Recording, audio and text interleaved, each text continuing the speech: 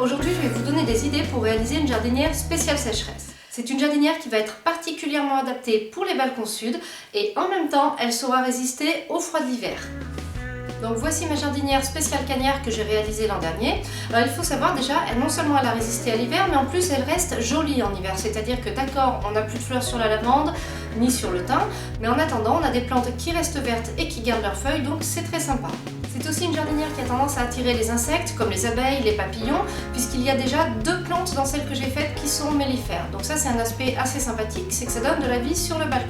Si vous choisissez les plantes que je conseille, pour réaliser cette jardinière, c'est très facile. Il suffit de mettre au fond de la jardinière une couche de 5 cm de billes d'argile et ensuite on rembotte les plantes dans un mélange de 50% de terreau de plantation et 50% de sable. Pour faire joli, j'ai ajouté du gravier blanc. Alors ce n'est pas obligatoire, mais ça permet quand même de conserver le peu d'humidité qu'il y a dans la jardinière et puis ça évite à la terre de se durcir et de former une croûte à la surface. Donc c'est plus esthétique et mieux pour le substrat. Vous pouvez aussi faire un paillage avec de l'écorce de pin, des coques de cacao, pourquoi pas du sarrasin, c'est comme vous voulez. L'idée c'est de jouer un petit peu pour améliorer l'esthétique de la jardinière.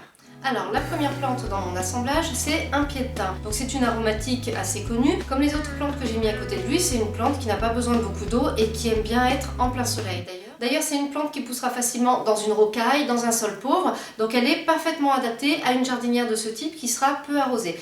Alors moi j'ai choisi un pied de thym, mais ça peut être aussi un pied de romarin, on tombe à peu près dans la même chose. Après à vous de choisir suivant l'esthétique que vous préférez.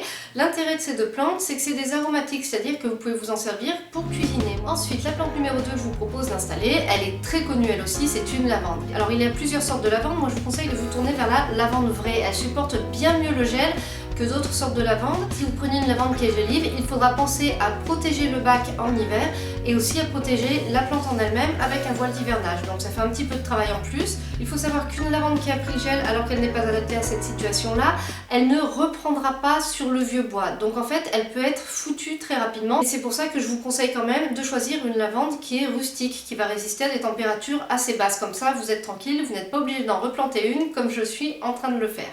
La troisième plante qui est sur cette jardinière, c'est une fétuque. Alors c'est une variété de graminées qui supporte bien un contenant qui n'est pas très profond, dans les 15-20 cm, elle peut s'en sortir. D'ailleurs c'est ce que j'ai fait, elle a grandi depuis la dernière fois, on voit bien là sur l'image, elle a drôlement changé. Donc la fétuque est une graminée qui n'a pas besoin de beaucoup d'eau, qui supporte la sécheresse et je dirais même qui en redemande. Donc il n'y a pas besoin de l'arroser beaucoup, tout comme les autres, ce qui fait qu'elle marche très bien dans cette jardinière. Son intérêt principal, c'est son feuillage un petit peu bleuté, ça dépend de la saison. Alors là j'ai peut-être des parties feuillages qui se sont desséchés, donc je vais en couper certaines. C'est un petit peu difficile de faire le ménage, c'est-à-dire d'enlever les feuilles sèches sans enlever les feuilles qui sont vivantes. Donc la fétuque est très sympathique et je trouve que son feuillage est bien assorti aux autres plantes qu'il y a ici. Ensuite, dernière plante pour cette jardinière, c'est un sédum. Alors les sédums, là j'en ai pris un qui est rampant, qui est assez discret, pour moi ça suffisait. Je voulais pas quelque chose qui allait trop grossir, trop s'étoffer, et il faut savoir qu'il en existe énormément de sortes.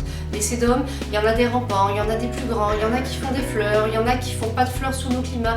Il y a vraiment un choix incroyable et ce sont des plantes qui n'ont pas besoin de beaucoup d'eau. Donc c'est très agréable, c'est un petit peu des plantes grasses et en fait moins vous leur donnez à boire et mieux elles se portent. Donc c'est vraiment parfait pour cette jardinière. En outre, le sédum résiste très bien au gel, donc il n'y a vraiment aucune raison de s'en priver dans ce genre de jardinière.